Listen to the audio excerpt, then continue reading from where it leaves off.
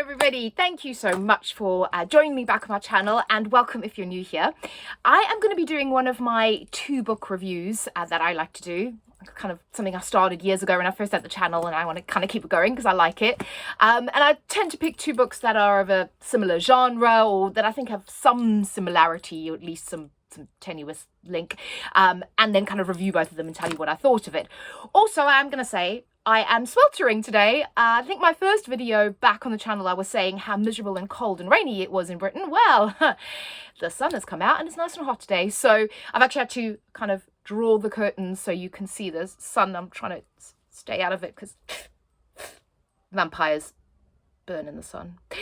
So anyway, let's hope I don't spontaneously combust halfway through this video. But why are we here? I'm here to talk about these 2 books. So these, the tenuous 2-book review link here is that they are both thrillers, mystery thrillers, in my opinion. So we've got one YA thriller, which is that one there, and then we've got one adult thriller, which is that one there. So the 2 that I'm going to talk about is The Reappearance of Rachel Price by Holly Jackson. I was going to say Holly Jackson. And then we've got The House of Mirrors by Erin Kelly. And I haven't read anything Erin Kelly. After this, spoiler alert, I definitely want to read more. Holly Jackson, I love. So Holly Jackson is the author of A Good Girl's Guide to Murder. I know it's a much beloved series. So when I saw that she had a new book coming out, I was like, give me the book. I must have the book. And also, side note, I've been watching the BBC series adaptation of A Good Girl's Guide to Murder, and I loved it. It was so good. So recommend that. Loved the lead actress in that. She was fantastic.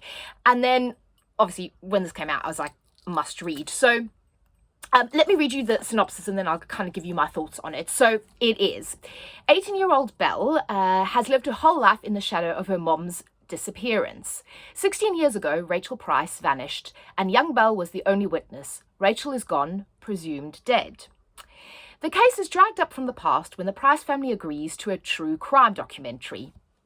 Side note, I love anything, all books that have like documentary, podcast, film connotations, and I was going to say, I think I am going to be doing a video on some of my favourite books in that genre, in that kind of vein. So immediately this was something, also the cover was something I loved. But anyway, the side note. Belle can't wait for the filming to end, for life to go back to normal. But then Rachel Price reappears, and life will never be normal again. Lights, camera, lies. So obviously by the title, kind of inferred that Rachel Price was going to reappear. And I loved it. I flew through this book like I do all of her books. I think the pacing is really good. You know, the action and the things that happen and the reveals and the kind of plot twists, fantastic. I really liked it. There were a couple I was like, I know that's coming, but that doesn't necessarily diminish my enjoyment. I just sort of congratulate myself for figuring it out. But again, terrible tangent. This is great. I also like the fact that I find her characters a little bit morally grey, and again, those are my favourite characters. I'm not a big fan of, you know, absolute black, absolute white, right? Good, bad. No, you know, everything's in the grey middle, and I feel like her characters are like that a little bit. And it is really, really interesting the way she kind of goes and investigates and finds out what happened. Oh, fucked up family. Oh, this poor girl. Years of therapy. And then her friend and her sort of sidekick, the Watson to her Sherlock, as it were. And if you've watched the TV series, it's really sweet. I just really loved it. I thought it was quite emotional. And there was some like, you know, it's not gruesome at all. But you know, it's not great what this family is hiding. So yeah, really, really great. But the book is really great. Like I said, great pacing, great characters, the storyline's fantastic. You know, the twists and turns of the plot. I think it has a satisfying ending as well. And yeah, I loved it. What can I say? I'm a fan. So this is like a 4.5-star read for me. Just loved it. And then the second book is The House of Mirrors by Erin Kelly. And how pretty is that cover. I really like this cover. It's also signed by the author. I love my signed copies. So this one, and again, side note, what I love about this one is that one of the characters, so the daughter in this book, she actually has a vintage clothing store in Camden, which encompasses everything I love, Camden. And also I love clothes. I love making clothes. I love collecting clothes. I love the history of clothing. I find it fascinating how people choose to adorn themselves. And I think, you know, our kind of social history is told through the clothing, through the eras and what people wear. I think there's a lot more to it than just putting something on. I mean, you can just be putting something on, and I think that plays a little bit of a undercurrent narrative through it. I think it's really cool. It kind of plays throughout the book. So that's something, so if you love that, that's something I love. But let me read you the synopsis. So, in the sweltering summer of 1997, straight-laced, straight-A student Karen met Bieber.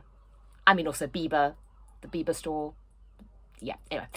A bohemian and impossibly glamorous aspiring actress. A few months later, 2 people were dead and another had been sent to prison. Having stood by Rex as he served his sentence, Karen is now married to him with a daughter, Alice. So Rex is accused and convicted of killing someone. Alice, who runs a vintage clothing company in London. They're a normal family, as long as they don't talk about the past, never mention the name Bieber, and ignore Alice's flashes of dark, dangerous fury. Karen has kept what really happened in the summer of 1997 hidden deep inside her. Alice is keeping secrets of her own. But when an anonymous note begins to arrive at Alice's shop, it seems the past is about to catch up with them all.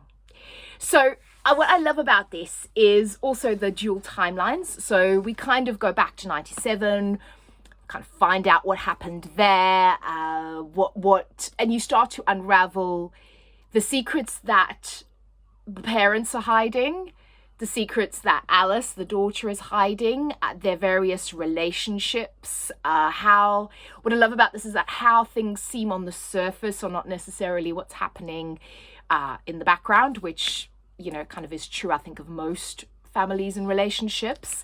I loved the backstory. I loved finding out about Bieber. Like I said, I loved the whole clothing shop narrative. And again, very morally grey characters, not necessarily thoroughly likable. Pacing again, very, very good. Really enjoyed it. Went through it quickly, but really enjoyed it. I remember the story, which is something that doesn't always happen. I read a lot of horrors and thrillers and mystery books, and sometimes it's like, oh, what happened in that again? Who were the characters? But I remembered this. And it was just beautifully written, not too flowery, but really lovely, very well written, and absolutely made me want to pick up more Erin Kelly. And I actually found one of her books in a charity shop the other day, which I was really excited about because they're not that easy to find. So I will 100% be reading more Erin Kelly and just really love this book. So if you want a good adult thriller, family mystery, you know, what happened, secrets and lies type of scenario, really recommend this. Again, this is like a 4.5 star read for me. Really, really loved these 2 books. Can't recommend them enough. Just enjoy them. They're great, in a way, great summer reads as well, especially House of Mirrors, because some of the backstory is in like Morocco and is it Greece? I want to say Greece, I might be wrong, but it's, so again, it kind of ties in with being a nice summer read as well. So those are my 2 thrillers, both incredible. Recommend both of them, love them. Really, really strong start to the year with these.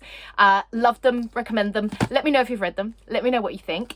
Also, if you have any thriller recommendations kind of in this vein, love it. If you have any like documentary, podcasty, show type of recommendations as well, always love that, and anything clothing wise as well.